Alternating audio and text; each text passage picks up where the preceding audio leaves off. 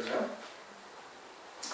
오늘 욥기서 13장 1절부터 15절까지의 말씀을 우리가 교독을 했습니다. 12장에 이어서 계속된 욥의 답변이죠. 욥은 그 세 친구들보다도 훨씬 더 깊은 하나님의 은혜를 체험한 그와 같은 신앙이에요. 그렇다고 욥이 온전하다라고는 볼 수는 없는 것이죠. 그 신앙에서 하나님이 보시기에 이제 의로운 자다, 하나님을 온전히 경외하는 자다, 이렇게 말씀하신 겁니다. 성경을 다 깨달을 수가 없어요. 하나님처럼 온전히 깨닫지를 못하는 거예요. 그러니까 욥이 하나님을 깊이 체험을 하고 많은 영적인 그런 교훈을 받았다 할지라도 그것으로 온전하다 할 수가 없는 것이고, 더해서 하나님을 아는 자는, 하나님을 온전히 아는 자는 그것은 있을 수가 없는 것이죠. 그러니까 그러한 의미에서 이제 욥이 까닭 없이 지금 이제 고난을 겪고 있는데, 이제 그러한 답답함을 지금 이제 하소연을 하고 있는 겁니다. 하나님을 온전히 깨닫지 못하니까. 그래서 이제 13장 1절에 나의 눈이 이것을 다 보았고 나의 귀가 이것을 듣고 통달하였느니라. 이게 무엇을 보고 듣고 또 통달하였는고 하니 하나님이 어떠한 분이신가를 안다는 얘기입니다. 하나님이 어떠한 분이신가를 12장에 쭉 설명을 한 거예요. 12장에 설명을 하되 6절을 보면 강도의 장막은 형통하고 하나님을 진노케 하는 자가 평안하다 이겁니다. 이 세상에서 그와 같은 일이 땅의 짐승도 알고 공중의 새도 알고 물고기들도 다 아는 일이다 이겁니다. 하나님께서 그렇게 하셨다는 것은 그것들도 다 안 되는 거예요. 약한 자들이 강한 자들한테 먹히고 선한 자가, 의로운 자가 불의한 자들에게 조롱을 당하고 핍박을 당하는 이와 같은 일들이 세상에 있다 이겁니다. 하나님께서 그렇게 하셨다는 거예요. 하나님께서 그렇게 하셨는데 그것을 갖다가 너희들이 귀가 그것을 분별하지 못하냐. 그러나 하나님에게 아주 지혜와 명철, 모략과 권능이 하나님에게만 다 있다. 그래서 일으켜 세우시기도 하고 멸하시기도 하고 왕들의 그냥 먹잇줄을 끌기도 하고 또는 막 어두운 데로 이끌어갔다가 밝은 곳으로 나오기도 하시고, 그 하나님의 모든 지혜와 권능으로 그와 같이 하나님의 뜻을 이루어가고 있는 것이, 그와 같은 것들을 우리가 지난 시간에 쭉 살펴보았던 것이죠. 그러면서 하나님을 믿는 믿음의 사람에게는 하나님께서 그와 같은 은혜를 베풀어 주신다 이겁니다. 구원의 역사를 하나님께서 이루어 가시는 거예요. 구원의 역사를 이루어 가시면서 이제 24절, 25절을 보면은 하나님께서 23절 그렇게 만국을 커지게도 하시고 하나님께서 일으켜 세우시고 하나님께서 멸하시는 것이고, 24절 만민의 두목들의 총명을 빼앗는다는 것은 하나님의 백성들의 목자들, 오늘날로 말하면 목사들의 총명을 빼앗으신다는 거예요. 왜 빼앗어요? 그와 같이 하나님에 대해서 잘못 알고 있는 자들, 또 그들의 사람의 계명을, 오늘날로 말하면 잘못된 말씀으로 하나님을 잘못 알고 또 그렇게 가르치며 배나더 지옥자식으로 만들고 있는 자들의 총명을 빼앗아서 들어도 듣지 못하고 보아도 보지 못하게 하나님께서 그렇게 하시는 거예요.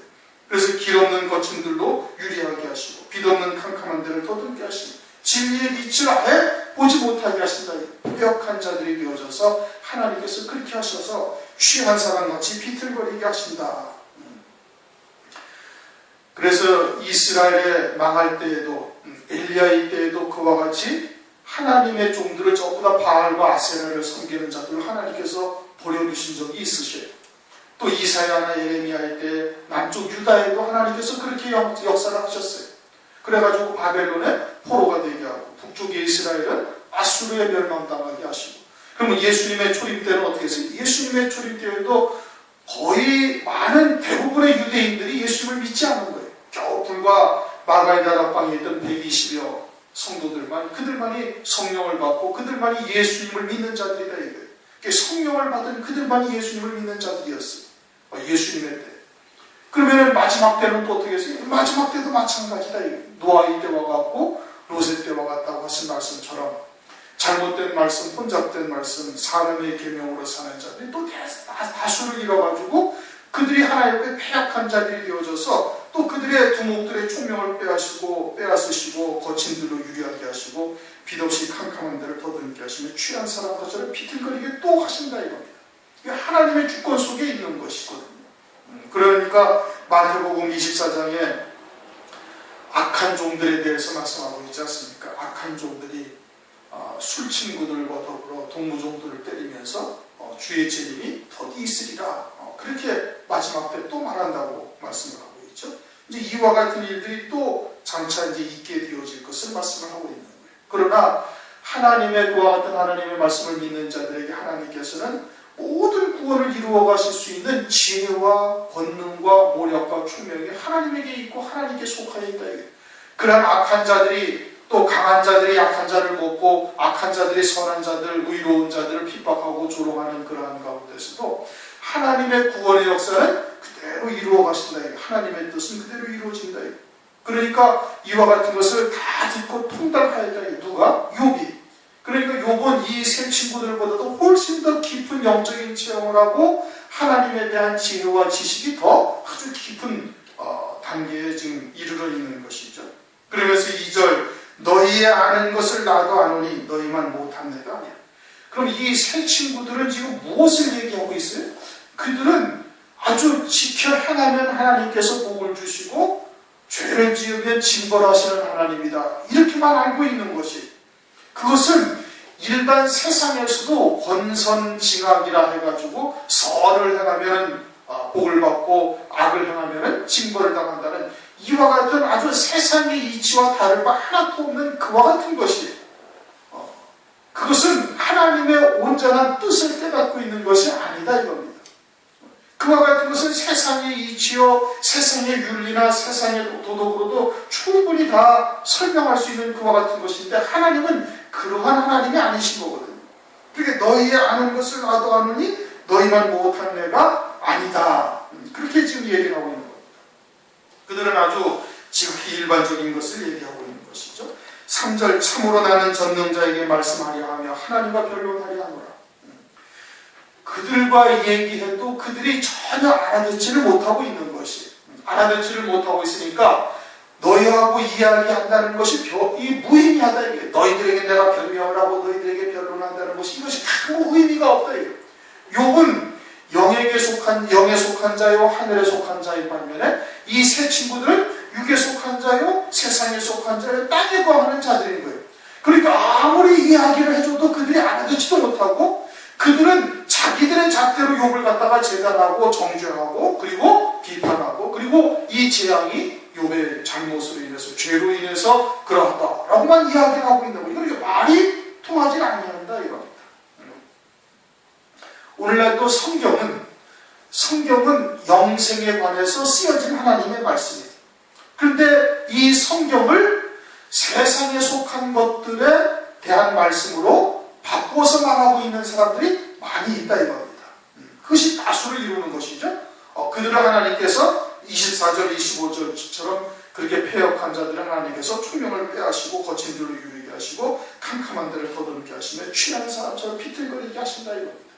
오늘날도 역시 마찬가지인 것이, 교회에서도 역시 마찬가지로 목사는 하나님 나라에 대해서, 영생에 대해서 이야기를 하는데 육에 속해서 세상의 것만 들으려고 하고 있다면 전혀 들리지 않게 되어지는 것이죠. 그래서 나는 전능자에게 말씀하려 하며 하나님과 변론하려 하며 너희하고 얘기해봐야 아무런 유익도 없고 너희도 알아듣지를 못하는 것이죠. 그래서 하나님과 변론한다라는 것은 하나님에게 따진다라는 것이 아니라 자신은 지금 아무 까닭 없이 이와 같은 고난을 당하고 있으니 무엇으로 인함인지 하나님께 하소연하고 하나님께 그 중심을 말하고자 한다. 이제 그와 같은 것을 말하고 있는 겁니다. 4절 너희는 거짓말을 지어내는 자요 다 쓸데없는 의원이라. 누가 그렇다는 거예요? 새 친구들이 그렇다는 거예요. 그럼 그들이 하나님을 섬기지 않냐나요? 하나님을 섬기고 있는 거예요. 자기들 나름대로는 열심히 하나님을 잘 말씀을 지키려고 하나님을 섬긴다고 생각을 하고 있는 거예요. 그런데 그들은 다 무엇을 말한다? 거짓말을 지어내는 자다 이겁니다. 거짓말을 진리에 반한 잘못된 말을 지어내고 있다 이겁니다. 요한복음 8장을 보면 마귀가 거짓을 하겠죠. 이렇게 거짓말을 지어낸다는 것은 마귀의 종으로서 살고 있다는 거예요. 누군데? 하나님의 백성임에도 불구하고. 이게 진리에서 벗어난 다른 혼잡된 말씀들을 하고 있으면 그것은 다 마귀에게 속한 것을 지금 알 수가 있는 것이죠. 그러니 영생에 이르게 할 하나님의 말씀을 가지고 세상에 속한 것이나 육에 속한 것들로 하나님의 말씀을 변질시키면 그것이 다 거짓말이 되어지는 겁니다. 거짓말을 지어내는 자요. 다 쓸데없는 의원이라는 것은 병을 고치는 자죠. 마태복음 19장을 보면은 마태복음 9장 12절에 보면 예수님이 의사다 이거예요. 병든 사람에게는 의원이 쓸데없지만은 병이 없는 사람에게는 의원이 쓸데없지만 병든 자들에게는 의원이 필요한 것이죠. 예수님이 치료해 주러 오셨다는 거예요. 뭘 치료해 줘요? 온전한 생명의 길을 가는 자들로 하나님께서 치료해 주러 오시는 거예요. 잘못된 길을 가는 것이 그것이 병든 것이고 그들을 주님이 이 땅에서 치료해 주러 오셨다.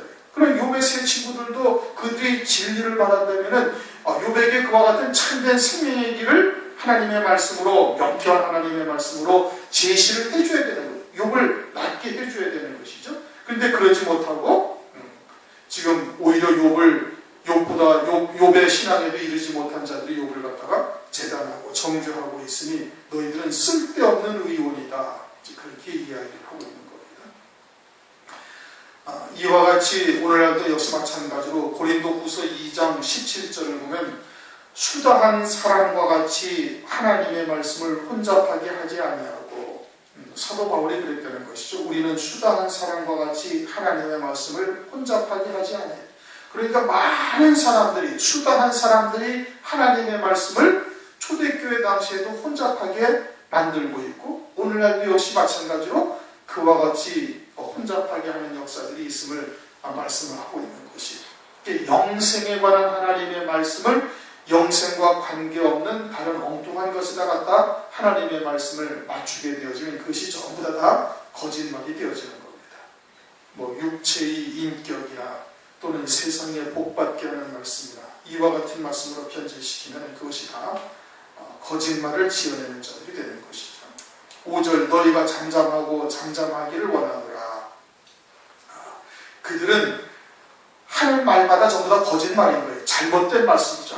본질 자체가 하나님의 의도하시는 바를 잘못 깨닫고 있는 거예요. 그러니까 말하는 것마다 거짓말이 되는 것이니 오히려 잠잠하기를 원하노라. 이것이 너희의 지혜다 이거예요. 죄악에 물들어 있는 자는 번성할수록 죄만 더 크게 되어지는 것이죠. 그러니까 아예 말을 하지 아니하고 잠잠하는 것이 그것이 너희에게 유익이 되고 그것이 너희의 지혜가 된다 이겁니다. 진리를 깨닫지 못하면은 그저 잠잠하고 있으면 되는 거예요. 그런데 잘못된 지식을 가지고서 계속해서 떠들고 있으니까 그것이 오히려 너희들에게 악을 더하는 것이고 죄를 더하는 것이 된다. 6절 너희는 나의 변론을 들으면 내 입술의 변명을 들어보라. 변론이라는 것은 욥을 정죄하는 죄에 대해서 지금 변론하는 것이고 변명이라는 것은 그 재앙이 죄로 인한 것이 아니라는 것을 지금 말하고 있는 것이 욥은 지금 아무리 하나님 앞에 기도해도 하나님께서 사유하시기를 기뻐하시는 하나님께서 무엇으로 인함인지 말씀하지 않냐고 계시는 거예요. 그러니까 욥은 지금 까닭 없이 이유도 모르고 이와 같은 큰 고통을 지금 겪고 있는 것이죠. 그러니 나의 변론을 들으며 나의 입술의 변명을 들어보라. 너희가 하나님을 위하여 불의를 말하나니 그들이 지금 자기들은 하나님의 말씀을 지켜 행하면 그것이 복을 받고 세상에서도 평안하고 안락한 삶을 누린다라고 지금 말하고 있는 거예요. 그런데 하나님의 뜻은 그렇지가 않거든요. 불의한 자가 이 땅에서 평강을 누리고 하나님을 진노케 하는 자들이 안락함을 누리고 있다 이겁니다. 그리고 그것은 모든 짐승들도 새들도 다 알고 있는 사실이에요. 그래서 피조물들도 탄식하며 하나님의 아들들이 나타나기를 고대한다. 그렇게 지금 욥은 다 깨닫고 있거든요. 그런데 이들은 그렇지 아니하다라고 지금 이야기를 하면서 이와 같이 마치 세상의 이치와 다를 바 없는 권선징악의 논리 이런 것을 드러내고 있는 거예요. 그런데 하나님을 그렇게 설명을 하고 있으면 그것은 하나님의 불의를 말하는 것이고 그러면서 욥이 겪고 있는 이와 같은 재앙이 죄로 인한 것이라고 아주 재단을 해버리면 그것은 하나님의 괴유를 지금 말하고 있는 것이다. 그러니까 그들은 말을 할수록 하나님을 더욱더 모독하고 하나님을 망령되이 일컫는 자가 되고 있는 것이죠.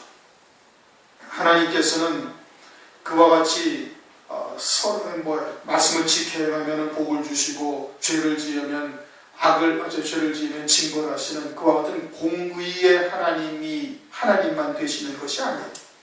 하나님께서는 우리가 인간들이 온전한 의에 이룰 수 없는 존재라는 것을 다 아시고서 당신의 아들을 이 땅에 보내셔서 그 모든 죄와 허물들을 그에게 다 담당시키시고 그리고 믿는 자에게 하나님께서 의를 베풀어 주시는, 그러니 공의의 하나님이기도 되시지만 하나님의 사랑이 더욱 큰 그와 같은 사랑의 하나님이 되시는 것이죠. 그리고 하나님의 사랑으로 하나님의 공의를 온전케 하시는 분인 거예요. 공의의 하나님만 되시는 것이 아니에요. 그러니까 그와 같이 자기들이 알고 있던 그와 같은 하나님으로 말하게 되어지면 계속 불의와 괴유를 말하게 되는 것이고, 8절 너희가 하나님의 낯을 쫓으려느냐라는 것은 하나님한테 너희가 잘 보이려고 아첨을 하고 있는 것이냐, 그런 뜻인 겁니다. 그리고 그를 위하여 쟁론하느냐, 하나님을 위하여 너희가 쟁론하겠느냐, 나에게 지금 하나님을 대변하면서 나한테 하나님을 위하여 쟁론하겠느냐 하느냐, 이런 뜻인 겁니다. 쟁론을 한다 그러면은 사사기서 6장을 보면은 기드온이 그 목상을 갖다가 바알을 섬기는 자들의 그런 목상을 갖다가 다 불태워버리죠. 깨뜨리고. 그러니까 다음날 주민들이 나와가지고 이게 누구의 짓인가 따져보니까 기드온이 그렇게 행했다 이겁니다. 그래가지고 기드온의 집에 와가지고 기드온을 내놓으라고 그들이 막 항의를 합니다. 그때 기드온의 아비가 너희가 바알을 위해서 쟁론하려느냐, 바알이 신이라면 그러면 바알이 친히 기드온에게 대하여 행할 것이다라고 이렇게 얘기를 해줘요. 그러니 사람이 하나님을 대신하여 쟁론하고 변호하고 하나님을 대신하여 이렇게 말할 필요가 없다 이겁니다. 하나님이 전능하시니 전능하신 하나님께서 스스로 당신을 쟁론하실 것이고 하나님을 나타내실 것이 아니냐, 지금 그렇게 얘기를 하고 있는 것이죠. 그래서 9절 하나님이 너희를 감찰하시면 좋겠느냐, 감찰한다. 이들은 지금 새 친구들은 하나님 앞에 온전한 의의가 아니에요. 그러니까 그것을 아주 하나님께서 낱낱이 그들의 속을 다 드러내시고, 그리고 너희가 사람을 속인같이 그를 속이려네. 그러니 하나님의 온전하심을 깨닫지 못하고 그것을 하나님으로 주장하고 있는 너희들이 사람들을 그렇게 속이는 것처럼 하나님도 속으실 줄 아느냐? 아니다. 이게 하나님은 모든 것을 감찰하시고 속을 다 아시는 다, 그 중심까지 다 아시는 하나님이 되신다. 10절 만일 가만히 낯을 쫓을진대 그가 정녕 너희를 책망하시리니. 가만히 낯을 쫓는다라는 것은 그와 같이 하나님께 아첨하면서 하나님을 위하여 쟁론하려고 이렇게 한다면 하나님께서 너희를 책망하신다 이겁니다. 너희가 알고 있는 그와 같은 하나님이 아니시다. 공의의 하나님만이 아니시다.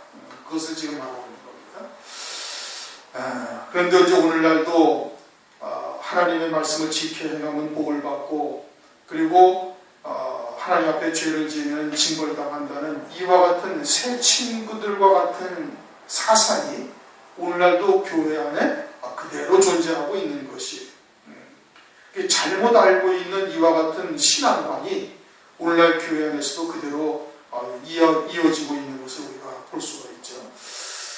11절 그 존귀가 너희를 두렵게 하지 않겠으며, 하나님의 거룩하신 존귀함이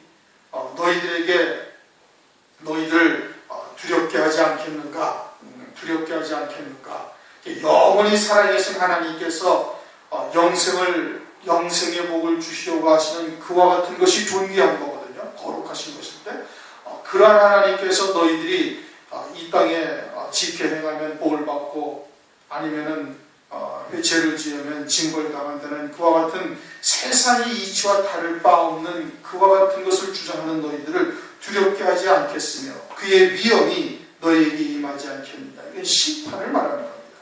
그러한 하나님의 심판이 너희에게 임하지 않겠느냐. 너희의 격언은 재같은 속담이요. 재같은 속담. 속담이라는 것은 많은 사람들이 이 땅에 살아오면서 깨달은 것을 이제 격언으로 만든 것이 속담이죠.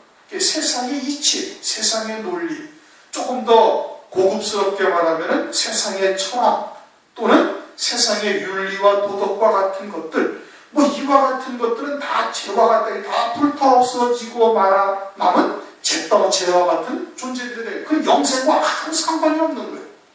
아무리 세상의 이치나 세상의 그런 철학이나 논리나 또는 뭐 윤리 도덕이나 이런 것을 행한다고 해서 그것이 하나님 나라의 영생의 열매가 되는 것이냐, 하나님의 의가 되는 것이냐, 그것이 전혀 안 돼요.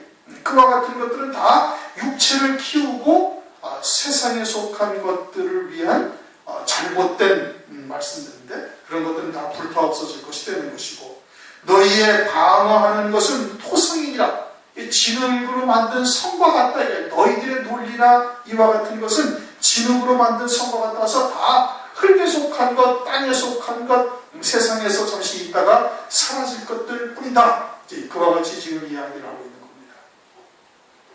그런데 오늘날 교회에서 하는 설교하는 말씀들이, 또 하나님의 말씀을 대하는 중심들이 이와 같은 잘못된 것들이 많죠. 그래서 골로새서 2장 8절에도 보면은 그 철학이나 세상의 윤리도덕, 초등학문과 같은 것을 쫓는 것은, 그것은 그리스도를 쫓는 것이 아니다. 영생과는 전혀 상관이 없는 거예요. 그리고는 세상에 썩어질 것, 흙에 속한 것, 땅에 속한 것, 이것을 위한 하나님, 그것을 위한 하나님의 말씀으로 알고 있다면 그것도 역시 마찬가지로 다 쓰러지고 무너질 것들밖에 되지 않는 것이죠. 그러면서 13절, 너희는 잠잠하고 나를 버려두어 말하게 하라. 그러니 너희는 더 이상 그와 같은 잘못된 교훈을 가지고 내게 얘기하지 말라. 나는 이제 하나님에게 이야기하겠다. 3절 말씀이지, 그와 같은 거 3절 말씀을 두고 염두에 두고 하는 말이죠. 나를 두어 말하게 하라. 누구에게 말하게 하라? 하나님에게 말하게 하라. 그리고서는 무슨 일이 임하든지 내가 당하리라. 하나님 앞에 내가 당하리라 이겁니다. 내가 어찌하여 내 살을 내 이로 물고 내 살을 내 이로 문다라는 것은 스스로 죽음의 자리로 내가 어찌 가겠는가? 내 생명을 내 손에 두겠는가? 나는 지금 이제 하나님 앞에 이와 같이 쟁변하려 한다, 하나님한테 말한다라는 것은, 하나님에게 항의한다라는 것은, 이것은 상당한 불순종이고 하나님 앞에 아주 큰 죄를 짓는 거예요. 그와 같은 것은 절대자 앞에 죽음을 일 수밖에 없는 것이죠. 그러니까 내가 지금 하나님 앞에 이렇게 쟁변하려 하고 하나님 앞에 말하려고 한다 하면은 하나님께서 나를 죽이시리니, 그가 나를 죽이시리니 내가 소망이 없노라. 그러나 그의 앞에서 내 행위를 변백하리라. 그렇게 죽임을 당한다 할지라도 내가 지금 까닭없이 이와 같이 큰 고통을 겪는 것이 무엇으로 인함인지 그 이유를 알 수만 있다면, 그러면 기꺼이 죽을지라도 하나님 앞에 이야기를 좀 했으면 좋겠다 이겁니다. 12절 내 살을 내 이로 물고 내 생명을 내 손에 두겠느냐라는 것은, 이것은 하나님 앞에 자기의 생명조차도 버릴 각오로 지금 나가고 있음을 지금 말하고 있는 거예요. 그러나 그렇게 죽임을 당한다, 설령 하나님 앞에서 내가 죽는다 할지라도 그래도 내가 왜 이와 같은 재앙을 겪어서 참으로 큰 고난 중에, 환난 중에 있는지 그것을 하나님 앞에서 내가 참 알기를 원한다라고 지금 말하고 있는 겁니다. 욥은 자신이 죄가 없음과 그리고 하나님의 선하심이 있다는 것을 절대적으로 믿고 지금 이와 같이 이야기를 하고 있는 것이죠. 우리들에게는 이제는 히브리서 11장을 보면은, 히브리서 9장을 보면은 이제 하나님과 우리 사이에 가려졌던 휘장이 위로부터 아래까지 찢어졌어요. 이제는 은혜의 보좌 앞에, 예수 그리스도를 믿는 자들은 은혜의 보좌 앞에 혹시라도 담대히 나갈 수 있는 은총을 우리가 입고 있는 것이죠. 그러니 당시의 욥과 같은 자리에서 본다면 우리에게는 엄청난 하나님의 은혜를 지금 입고 사는 존재들인 거예요. 죄악 가운데 비록 있다 할지라도 그리스도의 보혈로 말미암아 그와 같은 하나님의 은혜의 자리에 나갈 수가 있는 것이죠. 구약의 성막을 봐도 대제사장이 지성소에 갈 때는 어떻게 했어요? 자기를 위해서 또 이스라엘 백성들을 위해서 속죄와 번제 제사를 드리고 그리고서야 그 금향로를 들고 지성소에 1년에 딱 한 번 속죄 1년에 한 번만 딱 들어갔다 나오는 거예요. 그같이 하나님의 거룩하신 보좌 앞에 우리가 나갈 수 있다는 것이 큰 은총인 겁니다. 지금 욥은 어떻게? 그 자리에 나가면 자기는 죽는다는 것을 알고 있는 거예요. 왜? 죄인이요 하나님은 거룩하신 분이기 때문에. 그런데 자기가 너무 답답하니까 왜 이와 같은 재앙이 내게 임했는지 그 까닭을 알 수 없으니까 그렇게 죽는다 할지라도 하나님의 보좌 앞에 나가서 하나님께 이야기를 하고 싶다. 무엇으로 인했는지 깨닫기를 원한다. 그런 뜻인 겁니다. 욥은 새 친구들과의 신앙의 차원이 전혀 다른 거예요. 새 친구들은 오늘날로 말하면 사람의 계명으로 살고 있는 자들이고 땅에 속한 자들이고 육에 속한 자들이고 욥은 하늘에 속한 자요 영에 속한 자요 믿음으로 사는 사람인 겁니다. 그리고서는 하나님께서 큰 재앙을 지금 주셨는데 까닭 없는 재앙을 지금 겪으면서도 하나님에 대한 믿음을 지금 전혀 변치 않고 그 신앙을 아주 굳건히 지키고 있는 것이 이러한 욥을 보면서 오늘날 우리들은 우리를 향하신 하나님의 뜻을 알고 있어요.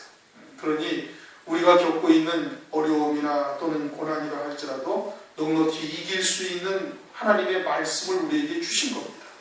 그러니 승리해야 당연한 거예요. 욥도 알지 못하는 욥도 이겨나갔는데 그리고 인내하며 끝까지 하나님에 대한 신실한 믿음을 지켰는데 오늘날 은혜 시대, 성령의 시대에 우리가 살면서 또 말세에 하나님께서 이루실 뜻을 깨닫고 있으면서도 우리의 믿음이 흔들린다면 아주 그것은 심각한 문제인 겁니다.